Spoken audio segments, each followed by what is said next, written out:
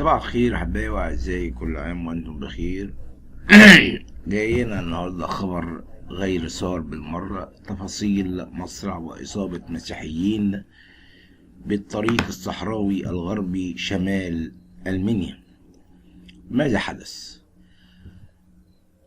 لقي مصرع الشاب القبطي المسيحي الشريف جورج جابر البالغ من العمر 22 سنة على طريق الصحراوي بالغربي ناحية مركز صمالوط شمال المنيا، أثر تعرضه لحادث تصادم سيارة ربع نقل تحمل عاملين وآخرين ميكروباص وسيارة ملاكي على محور صمالوط التابع لمجلس كروي العديمة غرب مدينة صمالوط شمال المنيا. كورولوس وديع البالغ من العمر 27 سنة ومقيم بقرية دفش بصمالوط، وكورولوس جرجس البالغ من العمر 18 سنة. وأصيب في هذا الحادث أيضا عامل ومقيم بقرية دفش. تم نقل المصابين حتى يتلقون العلاج بمستشفى صمالوط النموذجي، وتم تحرير محضر بالواقعة، وتولت النيابة العامة التحقيقات.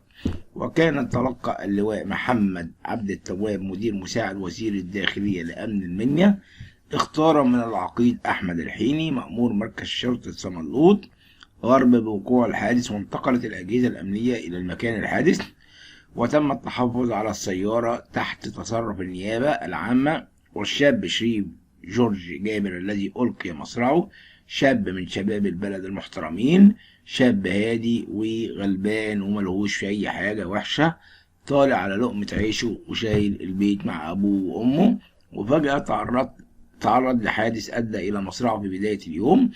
ما بعد أحكامك يا رب عن الفحص وطرقك عن الاستقصاء، نطلب من إله السماء أن يعطي الراحة وينيح نفوسه، وأن يجعله في بردوس النعيم وفي حضن أبانا إبراهيم وإسحاق ويعقوب، ويعطي عزاء للأسرة ولكل أهله وأحبابه.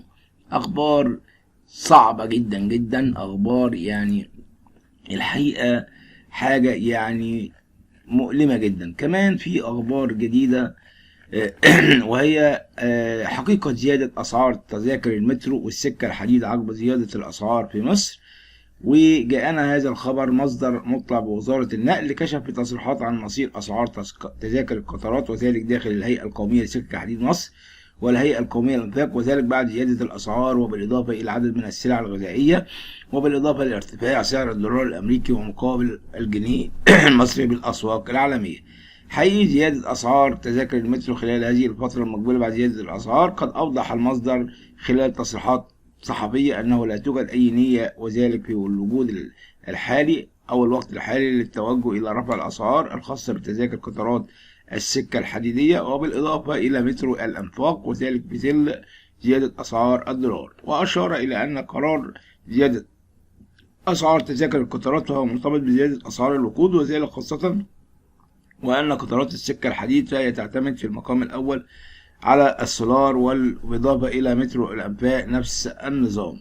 وقد أشار المصدر بأن الفترة الأخيرة قد شهدت موافقة المهندس كامل الوزير ووزير النقل، وذلك على مذكرة هيئة السكك الحديدية، والتي جاءت بشأن تخفيض أسعار تذاكر القطارات الروسية وذلك على خطوط الوجه البحري، وأيضا ذلك بعد تحديد أسعار تذاكر القطارات هي الروسية المكيفة. نكشف حقيقة زيادة الأسعار في تذاكر قطارات مترو الأنفاق والسكك الحديدية. وأيضا في ذلك السياق كان في وقت سابق قد حصلنا على مستند التعليمات الانضمامية، وذلك برقم 21 لعام 2022، والذي جاء بشأن اختصار جميع القطارات الروسية وأيضا قطارات تحيا مصر وأيضا المختلطة، بالإضافة إلى قطارات كوبري الليمون، وذلك بمحطة شبرا الخيمة، وذلك لفك ارتباط برج الشمال بصفة مؤقتة. وحيث جاءت التعليمات وذلك باختصار القطارات الروسي وأيضا قطارات تحيا مصر والمختلطة، والتي هي السياح وهي التي القادمة من وجه البحر، وتعتبر منتهية محطة القاهرة وذلك محطة شبرا الخيمة.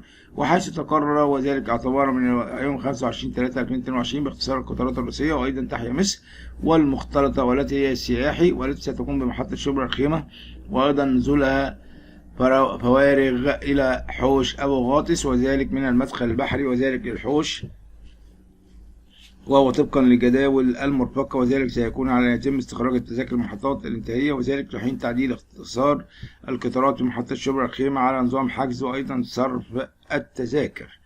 هذا الخبر الذي أعلنته وزارة النقل العام. طيب طبعا احنا عارفين ان بسبب ارتفاع اسعار الدولار اصبح كل شيء فيه روح من الهيجان، والكل عايز يزيد والكل عايز يغلي، واكتر ما فيه جشع الجشع عايز بيزيد اكتر واكتر. ايه الحل؟ الحل اني بندعي لربنا ان يسترها معانا. كمان في اسعار في ارتفاع الادوية بسبب ارتفاع اسعار الدولار الامريكي. الدكتور علي عوف وهو رئيس غرفة الصناعة الأدوية في اتحاد الغرف التجارية قال في تصريحات تلفزيونية بأن الدولة المصرية تتمثل في قياداتها السياسية والحكومة أيضا، فهي لديها مخزون كافي وجيد جدا من الأدوية، وذلك الأمر قد يكفي وذلك حتى 6 أشهر. وأيضا يعتبر هذا هو المخزون الذي تم وضعه وذلك لمواجهة الأزمة التي ضربت العالم عقب المرض الذي انتشر بسرعة الصاروخ في العالم. الدولة المصرية تواجه تحديات كبيرة في صناعة الدواء في مصر، وقد أضاف أيضا وذلك من خلال مداخلته الهاتفية وذلك في برنامج حديث القاهرة، والذي يعرض وذلك عبر فضائية القاهرة والناس، ويعرض مساء اليوم الثلاثاء بأن الدولة المصرية واجهت تحديات كبيرة جدا وذلك في صناعة الدواء، وكان هذا الأمر وقت وأثناء المرض الذي ضرب العالم وانتشر به، ومنها أيضا ارتفاع تكلفة الشحن، وأيضا هذا الأمر أدى إلى زيادة أسعار المواد الخام. ولكن الدولة المصرية قد تحملت كثيرا وحتى أمنت مخزون استراتيجي كافي وجيد. تحريك أسعار أصناف من الأدوية في مصر، وقد لفت أيضا إلى تحريك سعر 3000 صنف وذلك من ضمن 10000 متداول، وكان هذا الأمر في 12 يناير سنة 2017 وذلك بسبب ارتفاع سعر الدولار أيضا.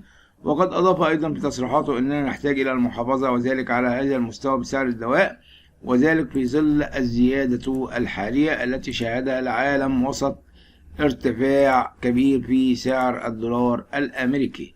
ربنا يحفظنا ويحرسنا ويحمينا من هذا الوباء اللي هو وباء الغلاء. واللي يعني عايز اقول على حاجة، ان العالم كله دلوقتي احنا واضح كده ان احنا في العلامات الاخيرة بقى اصبح فيه وباء وفيه غلاء وفيه كل حاجة صعبة جدا جدا. ربنا يحفظ مصر ويجعلها يا رب دايما للأحسن والأفضل، بصلوات قداسة البابا تودروس الثاني بابا بطريرك الكرازة المرقسية. وندعو إلى الله أن يحمي رئيسنا الرئيس عبد الفتاح السيسي، ويحمي شيخ الأزهر وكل شيوخ العالم، ويحمي كلنا كمصريين بدون تفرقة بين مسيحي ومسلم، لأننا كلنا إخوة، لنا أب واحد وأم واحدة، أبونا آدم وأمنا حواء. أحبائي وأعزائي، لكم مني كل الحب والتقدير، ويا رب دايما تكونوا بأحسن حال وبأحسن خير، ودايما مصر تكون للأرقى وللأحسن إن شاء الله. تعدي الأزمة دي على خير، مصر تكون بأمان وشم. سلام، ما تنسوش تشتركوا في القناة وتنتظر تعليقاتكم الجميلة. مساء الخير أحبائي وأعزائي، مع قناتكم قناة الملكة والأمير. النهاردة أحداث كتيرة حصلت، ويعني حاجات اقتصادية وسياسية واجتماعية وأخبار مسيحية وأخبار كتير. عندنا أخبار كتير قوي. خليك معايا لآخر الفيديو وهتسمع كل حاجة كويسة. الحقيقة من ضمن الأخبار عندنا الخبر بتاع إلهام شاهين وبكائها على الراهبة، وبعض الأقاويل بأنها أعلنت وأشهرت مسيحيتها.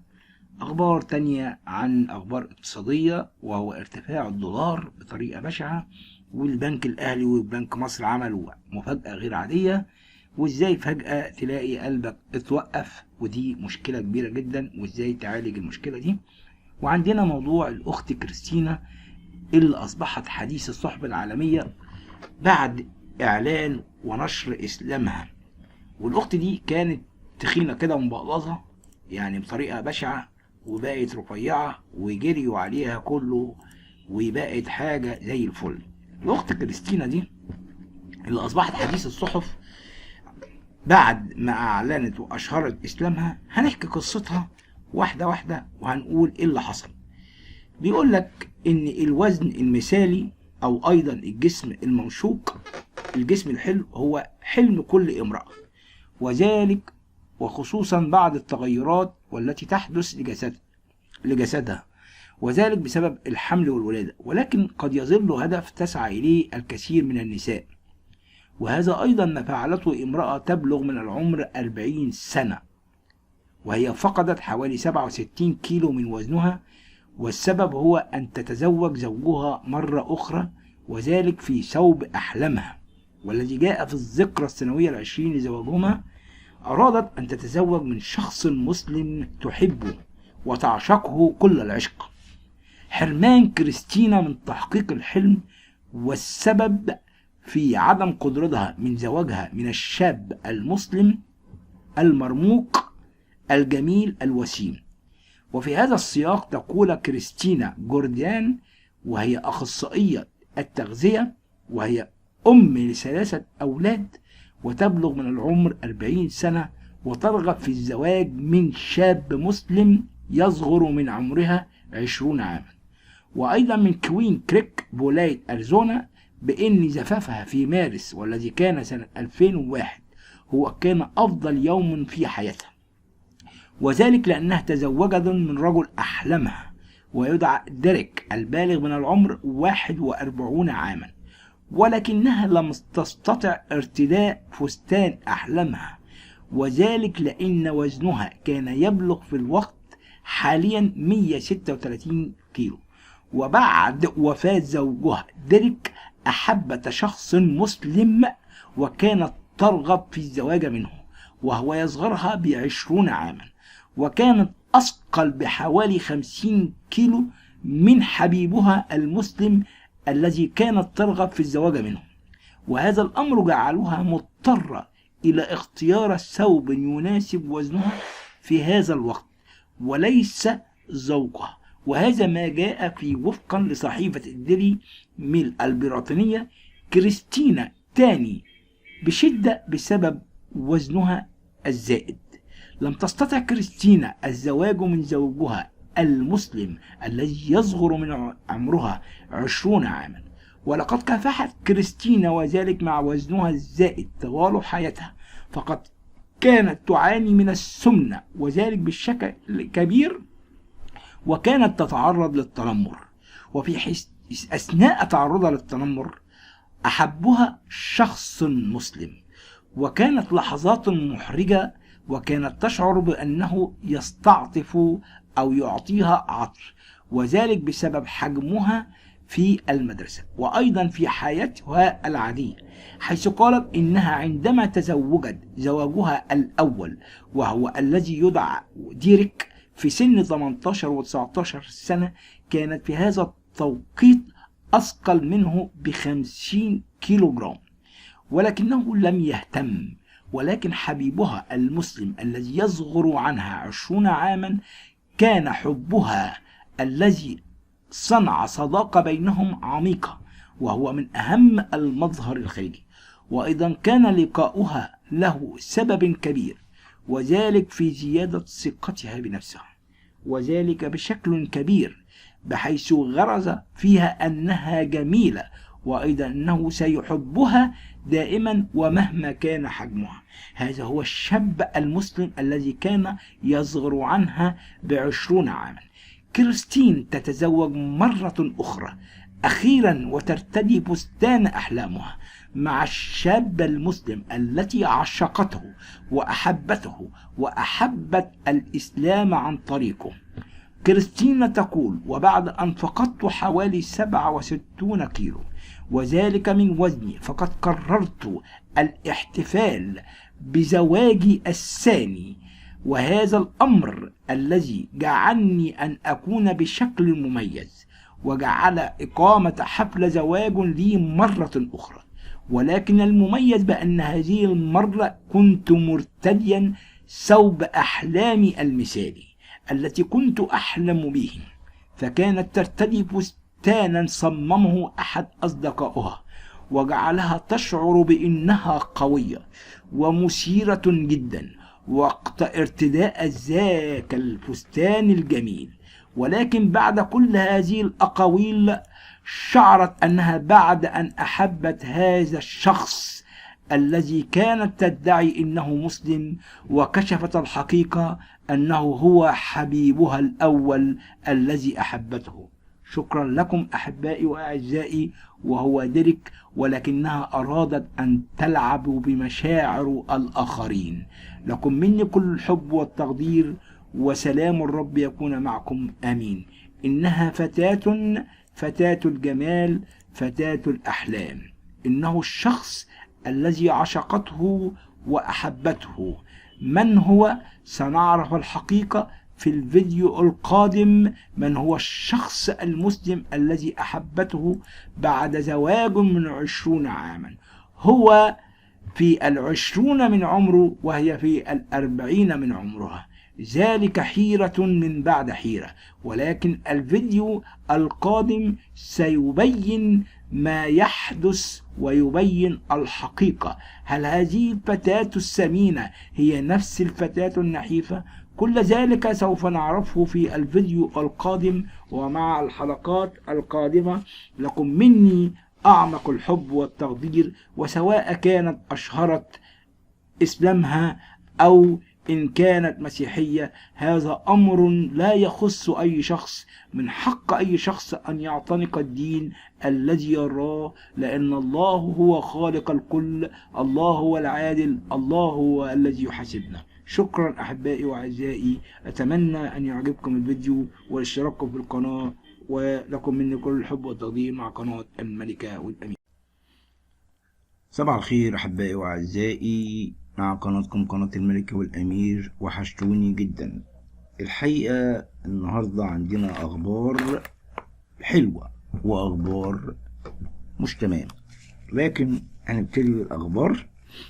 صدمة وحزن لجميع الشعب، وصدمة وحزن بصفة خاصة لإلهام شاهين في عيد الأم بسبب ما حدث للراهبة التي قامت بتعليمها.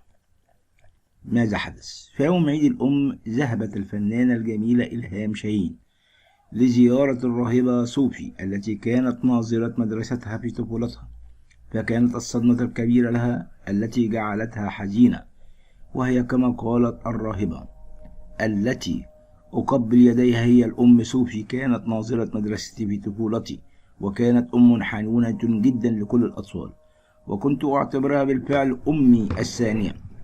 وأضافت الفنانة إلهام شاهين من خلال حسابها الشخصي على موقع التواصل الاجتماعي فيسبوك قائلا: ورغم أنها تركت المدرسة لتصبح رئيسة دير سيدة المعونة في حريصة بلبنان على أنها كلما تزور مصر أذهب للقائها داخل الدير بمدرستي بكل حب واشتياق، وقد انتهزت فرصة وجودي بلبنان لأزورها ليلة عيد الأم، وكانت المفاجأة لقد انتقلت إلى رحمة الله، والراهبات قابلوني عائدات من الدفنة. القدر لم يمنحني الفرصة لأراها لآخر مرة، وتبارك بها، الله يرحمها ويسكنها فسيح جناته، لقد كانت ملاكا في صورة إنسان. عزائي لنفسي لكل راهبات دير سيدة المعونة بلبنان. واختتمت الأخت تقلة التي عن يساري هي نظيرة مدرستي الآن، وقد كانت تدرس لي في ابتدائي 10 عمر طويلة، أحبها من كل قلبي، هي وكل الإخوات الطيبات الحنونات التي على أعلى درجة من الرقي والإنسانية.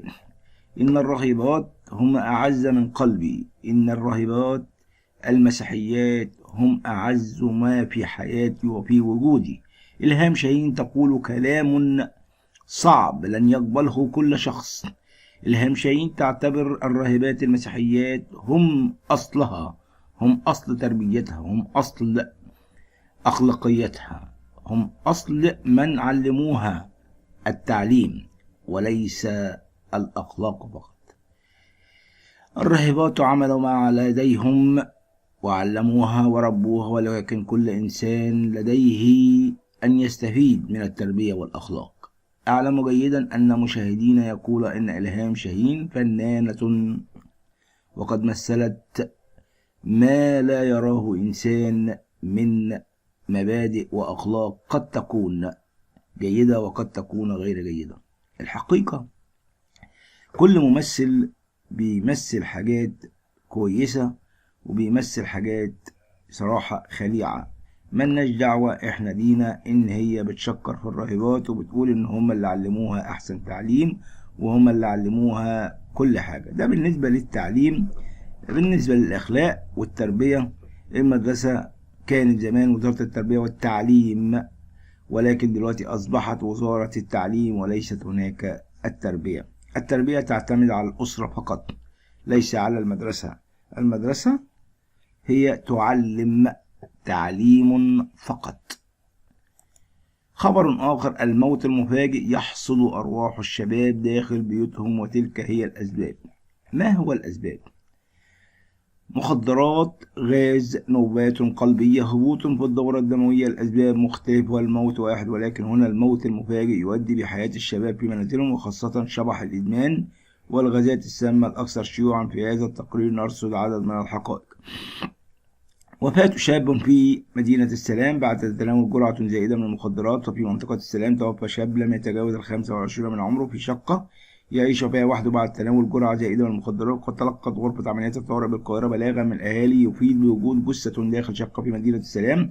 وانتقل رجال المباحث إلى مكان الحادث، وبالفحص تبين أن قد توفى شاب في 25 من عمره جراء تناول جرعة زائدة من المخدرات. قد تم نقل الجثة إلى المشرحة تحت تصرف النيابة العامة، واستمع فريق من المباحث إلى شهود عيان للوقوف على ملابسات الحادث، وضبط فريق من المباحث كاميرات المراقبة التي يفرغوها. وبعد ما أن فرغوها وصدر محضر بالواقع، وتولت النيابة العامة التحقيق. قال الدكتور وليد هنيدي الخبير النفسي أن هناك عدد كبير من الشباب يهربون من مشاكل أسرتهم وحياتهم باللجوء إلى المخدرات، رغم أنهم ليس مدمني مخدرات، لكنهم يجدونها هي الهروب الوحيد، أو أن المخدر هو الحل. ويجب حمايتهم من مخاطر الأزمات النفسية التي تؤدي به إلى الإدمان ثم الموت. كما أكد أن مشاكل الوحدة والاغتراب عن الأسرة أو عدم الاختلاط بالمجتمع وتكوين الأصدقاء قد تدفع الشباب إلى الشعور بالوحدة، مما يؤدي بهم إلى أزمات واضطرابات نفسية تدفعهم لإيذاء أنفسهم للتخلص من مشاكلهم وإنهاء حياتهم. العثور على جثة موظف داخل منزله في مدينة حلوان. أيضا عثر الأهالي على جثة الموظف داخل منزله، وتبين أنه يعيش بفراغه ولم يكن هناك اشتباه جنائي، والوفاة كانت بسبب نوبة قلبية وهبوط في الدورة الدموية. قد تلقت غرفة عمليات الإنقاذ بلاغا من الأهالي عن وجود جثة في إحدى الشقق بمدينة حلوان. على الفور تحركت الأجهزة الأمنية، وتبين أن جثة ميم سين 33 سنة موظف. وبعد فحص الجثة وتفريغ كاميرات المراقبة للوقوف على ملابسات الحادث، واستمعت النيابة إلى أقوال أقاربه الذين أكدوا أنه يمر بأزمة في الفترة الأخيرة، وتم إعداد التقرير اللازم بالحادث وعرضه على النيابة. الغاز يقتل الشباب. شاب وفتاة بأكتوبر. وفي أكتوبر داخل شقة لقدت فتاة وشاب أنفسهم الأخيرة بعد تصرف غاز أثناء نومهما وتوفيا على الفور، ولا يوجد شك جنائي. تلقت مديرية أمن الجيزة اختارا من شرطة الطوارئ يفيد وجود قتلى داخل الشقة بالحي الرابع من أكتوبر. على الفور تحركت الأجهزة الأمنية مدعومة بعربات الإسعاف، وعثرت على جثة ميم ألف 35 سنة وهي 40 سنة متوفية، وكشفت التحقيقات عن إصابتهم بالاختناق جراء تسرب غاز، ونقل الجثتين إلى المشرحة بما يجري المباحث التحقيقات واستجواب شهود العيان والجيران. خبر آخر ومفرح جدا جدا جدا: البنك الأهلي يطرح شهادة ادخار اليوم جديدة لمدة 18% لمدة عام بفائدة 18%. أعلن البنك الأهلي المصري طرح شهادة الادخار الجديدة مدة عام بأسعار فائدة سنوية قد تبلغ 18%، حيث أكد رئيس مجلس إدارة البنك الأهلي المصري هشام عكاشة في تصريحات صحفية صباح اليوم بأن لجنة الإلكو بالبنك الأهلي قد عقدت اجتماع عاجل صباح اليوم الاثنين بعد قرار البنك المركزي رفع أسعار الفائدة بنسبة 1%. كما أوضح هشام عكاشة أن اجتماع لجنة الإلكو بالبنك الأهلي قد أسفر عن طرح شهادة ادخارية تكون مدتها عام واحد فقط بسعر فايدة قد تبلغ نسبتها 18% سنويا، ومن المقرر طرحها للمواطنين بدءا من اليوم. وبالفعل قمت بزيارة البنك وعرفت بذلك الإلكتروني زيادة سعر الفايدة بسبب قرار البنك المركزي. جاء ذلك بعد أن أعلنت لجنة السياسات النقدية قرار جديد للبنك المركزي المصري خلال اجتماعها الاستثنائي اليوم 21 مارس عن رفع سعر عائد الإيداع والإقراض وسعر العملية الرئيسية للبنك المركزي المصري، وذلك بواقع منه نقطة أساس بنسبة 1% يصل إلى 9.25 و10.25 و9.75 على الترتيب. وكمان تم رفع سعر الائتمان وخصم بواقع منه نقطة الأساس يصل إلى 9.75. كما أن أكد أن البنك المركزي أنه أعلن على مدار الفترة التي مضت قد نجح برنامج الإصلاح الاقتصادي المصري وتحقيق العديد من المكتسبات، وكان على رأسها رفع كفاءة مؤشرات الاقتصاد الكلي لمصر، وهو ما مهد الطريق لمواجهة أي تحديات واضطرابات اقتصادية قد تطرأ نتيجة العوامل الخارجية بالأساس. كما ساعد الهيكل الإصلاح الهيكلي الذي تبناه من البنك الأهلي المصري والحكومة المصرية بتقديم إجراءات اقتصادية وحجم تحفيز استثنائي على مدار العامين الماضيين بهدف توفير الدعم للمواطنين وتخفيف العبء عليهم خلال أزمة الأمراض المعدية. شكرا لكم أحبائي وأعزائي، ويا رب تكون الأخبار سارة لكم، وإن شاء الله نديكم كل ما هو جديد وجديد. سلام، رب يكون معكم.